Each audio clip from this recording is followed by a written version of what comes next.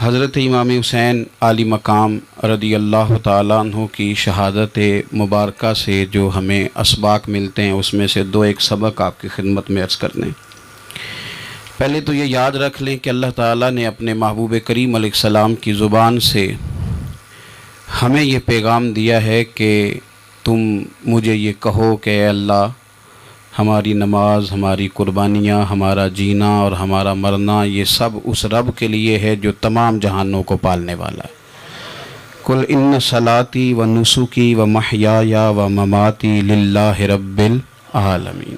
آپ فرما دیجئے بے شک میری نماز، میری قربانیاں، میرا دنیا میں رہنا، پردہ کرنا سب اس رب کے لیے جو تمام جہانوں کا پالنے والا ہے۔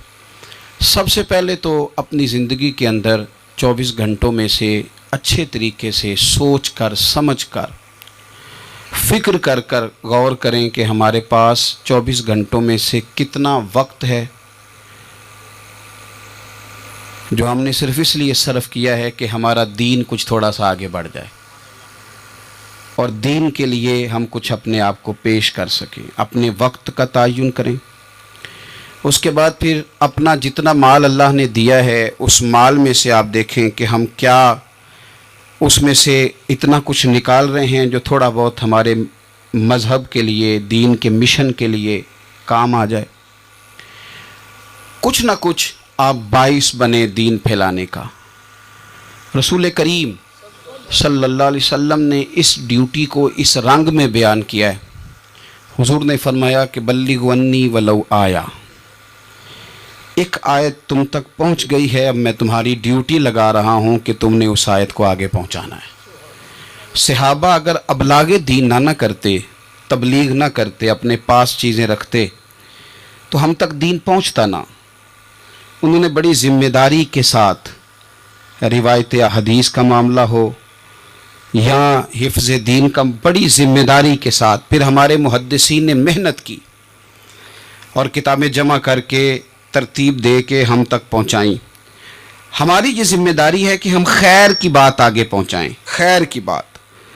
ہمیں بڑی مثالیں آتی ہیں، بڑی ساری چیزیں ہمارے پاس ہوتی ہیں، بڑا کچھ ہم کہہ سکتے ہیں، بڑی ہمیں کہانیاں یاد ہوتی ہیں، تو یہ تو ہمیں الجھا دے گا یہ سارا معاملہ۔ کیا یہ اچھا ہو کہ ہم جمعے والے دن اپنے خطیب صاحب سے جو حدیث سنتے ہیں اسے اچھے طریقے سے ذہن میں بٹھائیں اور پھر پورا ہفتہ گھر کے اندر، بازار کے اندر، گلی کے اندر، دوستوں میں، بچوں میں جب بھی بیٹھیں تو اپنی بات مدینے والے رسول کی بات سے شروع کریں، اور آپ کو ذائقہ اتنا ملے گا کہ کسی نے حضرت ابو ہریرہ رضی اللہ تعالیٰ عنہ سے پوچھا تھا کہ آپ کو کیا شہد لگا ہوا ہے کہ ہر وقت لوگ آپ کے گرد بیٹھے رہتے ہیں، ہر وقت مجمع ہی رہتا ہے؟ کچھ لوگ ہوتے ہیں نا جی، وہ بیٹھ جائیں تو محفل ہو جاتی ہے، چلنے لگیں تو جلوس ہو جاتا ہے۔ کچھ لوگ ہوتے ہیں، تو کہا حضرت آپ کون سا شہد ہے؟ تو حضرت ابو ہریرہ فرمانے لگے شہد میاں کوئی بھی نہیں، میں نہ کسی کو اپنی بتاتا ہوں، نہ باپ دادا کی بتاتا ہوں، نہ برادری قبیلے کی بتاتا ہوں، میں تو جس کو بھی بتاتا ہوں محمد عربی کی بات ہی بتاتا ہوں۔ تو بس یہ آپ سمجھ لیں کہ میری بات بن گئی ہے تیری بات کرتے کرتے۔ تو ایک یہ بات آپ نے ذہن میں رکھنی۔ دوسرا پیغام میرا آپ کے لیے یہ ہے آج کی اس خوبصورت بزم میں کہ دین اور دیندار لوگ ایک نیکی کریں کہ وہ لوگوں کے دلوں میں اگر دین کی محبت نہیں بھر سکتے تو کم از کم نفرت تو نہ بھریں۔ اب تو یقین کریں کہ تکلیف روز بروز بڑھتی چلی جا رہی ہے۔ یوں لگتا ہے کہ دین دنیا میں صرف بحث کرنے کے لیے آیا، لڑائیاں ہی لڑائیاں، مناظرے ہی مناظرے، بحث ہی بحث۔ کیا شکل دکھا رہے ہیں ہم لوگوں کو مذہب کی کہ اس میں صرف بحث ہے، لڑائی ہے۔ نبی پاک صلی اللہ تعالیٰ علیہ وسلم کم ناراض ہوتے تھے، لیکن مسلم شریف میں حدیث ہے، کچھ لوگوں نے شکایت لگائی کہ یا رسول اللہ صلی اللہ علیہ وسلم ہماری مسجد کا امام لمبی نماز پڑھاتا ہے، کوئی اتنا قابل تعزیر جرم تو نہیں تھا، نماز لمبی پڑھاتا ہے۔ تو مسلم شریف میں ہے کہ اللہ کے محبوب صلی اللہ تعالیٰ علیہ وسلم غضبناک ہوئے، اور لفظ کیا ہے؟ حضور فرمانے لگے میں لوگوں کو دین کے قریب کرتا ہوں، تو دور کرتا ہے۔ فرمایا خود پڑھنی ہو تو جتنی مرضی لمبی پڑھنا، لیکن لوگوں کو مختصر نماز پڑھا تاکہ وہ دین کے قریب آئیں۔ حضور مفتی اعظم عالم اسلام شہزادہ اعلیٰ حضرت شیخ مصطفیٰ رضا خان صاحب رحمۃ اللہ علیہ، ہمارے دادا مرشد، آپ کے خلاف کچھ لوگوں نے کتاب لکھی اور بریلی شریف کے عرس میں وہ کتاب بانٹی گئی۔ 24 صفر کو علماء کی وہاں میٹنگ ہوتی ہے اور ہزاروں علماء اس میں راسخ العلم لوگ وہاں موجود ہوتے ہیں، راسخ العقیدہ۔ حضور مفتی اعظم نے وہ کتاب سامنے رکھی اور کتاب سامنے رکھ کے علماء سے کہا کہ یہ شرعی اعتراض ہے مجھ پر اور یہ اس کا جواب ہے، یہ شرعی اعتراض ہے، یہ اس کا جواب ہے، یہ شرعی اعتراض ہے، یہ اس کا جواب۔ جو شرعی اعتراض تھے ان کے جوابات دے دیے۔ فرمایا کچھ انہوں نے نا اخلاقی اعتراضات کیے ہیں تو میں کسی کی ذات پر اتر کر بات نہیں کرنا چاہتا۔ کچھ انہوں نے ذاتی اعتراضات کیے ہیں اور جو مہذب قومیں ہوتی ہیں وہ کسی شخص کی شخصیت پر اتر کر، نیچے اتر کر بات نہیں کرتی۔ تو یہ شرعی اعتراضات تھے، یہ جواب ہے۔ تو علماء نے پوچھا کہ حضرت یہ کتاب کب چھپے گی؟ تو آپ فرمانے لگی چھپے گی کوئی نہیں ہے۔ کہ حضور نے آپ کے خلاف لکھا ہے تو آپ کہتے ہیں چھپے گی نہیں، آپ کو بھی تو چھاپنی چاہیے۔ تو آپ فرمانے لگے یار جی انہوں نے لکھا ہے تو کچھ بندے نا اس کتاب کی وجہ سے مجھ سے کٹ کے ان سے جڑ گئے ہیں۔ تو اب جب ان کا ذہن مجھ سے کٹا ہے، کسی اور کی طرف جڑا ہے، تو اب میں جواب لکھوں گا تو وہاں سے بھی کٹ جائیں گے، تو پھر منتشر ہو جائے گا ان کا ذہن، ہو سکتا ہے کسی گمراہی کی جانب چلے جائیں۔ تو چلو میری ایک ذات ہدف تنقید بنی ہے تو کوئی حرج نہیں، میں نہیں چاہتا کہ میری وجہ سے کچھ لوگوں کا ذہنی نقصان ہو، میں لوگوں کو مصطفیٰ کے دین کا پیار دینا چاہتا ہوں، دین سے بیزار نہیں کرنا چاہتا۔ مہربانی فرمائیں، میں نے جمعے میں بھی یوں دونوں ہاتھ باندھ کے کہا تھا تقریر کرنے والوں، نقابت کرنے والوں بس کرو۔ آپ اپنی تقریر چمکانے کے لیے قوم کو تقسیم کر دیتے ہو۔ حق کی بات کے اظہار کا معنی لڑائی تو نہیں ہوتا۔ ہمارے جتنے بزرگ تھے وہ سارے حق کی باتیں کرتے رہے، لیکن اتنا انتشار، اس قدر زیادہ جو ہے وہ تانا زنی، اس قدر زیادہ خوف کا معیار۔ اور میں نے جمعے میں بھی کہا تھا، پھر کہتا ہوں، اس زمانے میں جتنا کو زیادہ شرارتی ہوتا ہے اتنا زیادہ وہ طاقتور ہوتا ہے۔ شریف آدمی شرارتی کا مقابلہ کیسے کرے گا؟ ہم نے شرارتی لوگوں کو مضبوط کر دیا ہے۔ تو دین سے نفرت نہیں دلائیں، لوگوں کو دین کے قریب کریں، لوگوں کو دین کی محبت دلائیں، لوگوں کو دین کے قریب کریں، دین کا ذوق دلائیں، لوگوں کو قریب کریں۔ آج کی بات ہے، ایک دوست بڑی دور سے آیا ہے، آج کی بات بڑی دور سے، اس نے مجھ سے آ کے کہا کہ حضرت صاحب اب تو میری حالت یہ ہے کہ میں گناہ کر کر کے تنگ آ گیا ہوں، میرے ارد گرد گناہ کے مواقع رہتے ہیں، میں تنگ آ گیا ہوں، لیکن میں ایک منتشر آدمی ہوں، مجھے ہر وقت کا وسوسہ، ہر وقت کی پریشانی، ہر وقت کی مصیبت۔ وہ کہتا ہے میں جس عالم کے، درویش کے، صوفی کے، مولوی کے قریب جانے لگتا ہوں اس کے خلاف مجھے کوئی نہ کچھ مل جاتی ہے۔ تو دین سچا ہے، کھرا ہے، تو کیا ایسا نہیں ہو سکتا کہ دین پہ عمل کرنے والا بھی کوئی کھرا مل جائے؟ میں جدھر جاتا ہوں مجھے کوئی نہ کوئی اس بندے کے خلاف کہانی مل جاتی ہے۔ تو یاد رکھیں، جب لوگ دینداروں سے نفرت کرتے ہیں تو پھر دین سے نفرت کرنے لگتے ہیں۔ یہ ہم نے تباہی کر دی ہے، ہم نے ظلم کی انتہا کر دی۔ مہربانی فرمائیں، یہ بڑا صاف ستھرا دین ہے، یہ بڑا پارسا دین ہے، یہ بڑا کھرا دین ہے۔ اور یہ جو آپ کو لوگ بتاتے ہیں نا سارے غلط ہو گئے، ایک میں صرف ٹھیک بچا ہوں، تو انہیں بتاؤ تمہاری بات مانے کہ مدینے والے رسول کی بات مانے؟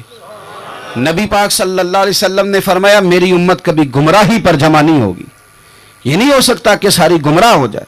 تو اس لیے انتشار کا مزاج چھوڑیں اور لوگوں کو میٹھا، ٹھنڈا، پیارا، خوبصورت دین لوگوں تک پہنچائیں، میٹھی بات کریں اور اچھے طریقے سے لوگوں تک پیغام حق پہنچائیں۔ لوگ کہتے ہیں جی میں بات سچی کرتا ہوں اس لیے تلخ رہتا ہوں۔ نبی پاک سے زیادہ سچی بات تو کوئی بھی نہیں کرتا تھا، حضور بات بھی سچی کرتے تھے اور لہجہ بھی شہد سے زیادہ میٹھا ہوتا تھا۔ تو یہ کون سی کہانی سنا رہے ہو؟ نہیں کہ میں کڑوا اس لیے ہوں کہ میں سچ بولتا ہوں، سچ کڑوا نہیں ہوتا، سچ تو شاندار ہوتا ہے، سچ تو سونا ہوتا ہے، سچ کا تو چہرہ نکھرا ہوا ہوتا ہے، سچ کہاں کڑوا ہوتا ہے؟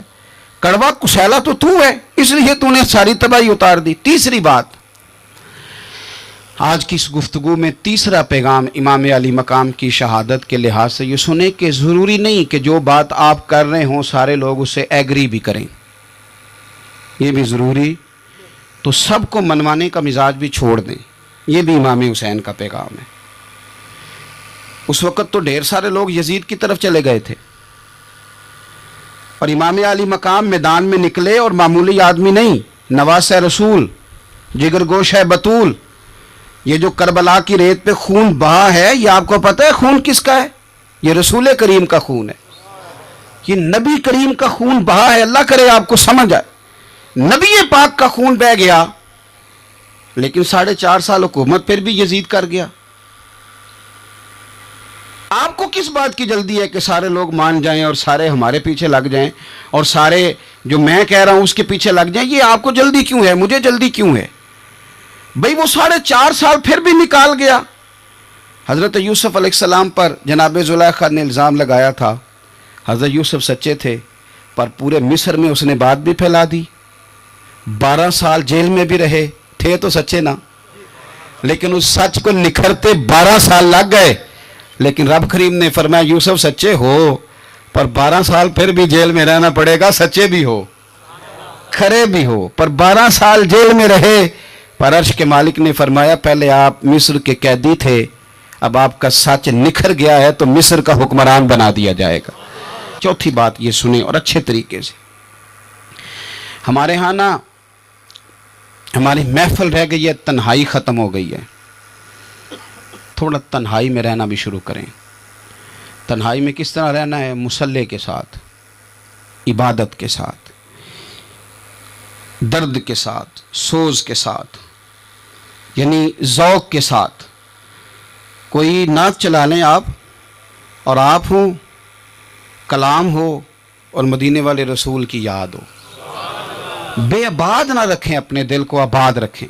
یہ تھوڑی بہت مل کے عبادت ہے تو کر لیں، ورنہ اکیلے بھی ہم پلاننگ ہی کرتے رہتے ہیں، دوستوں میں بھی سازشی کرتے رہتے ہیں. دفع کریں، سیاستیں ہوتی رہتی ہیں، یہ کب جان چھوڑتی ہیں. لیکن کچھ نہ کچھ وقت مصلی کو ضرور دیں.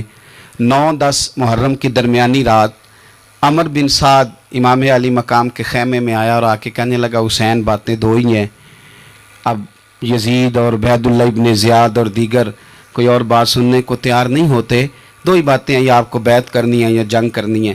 تو امام علی مقام فرمانے لگے کہ مجھے 1 رات کی مہلت دے دو.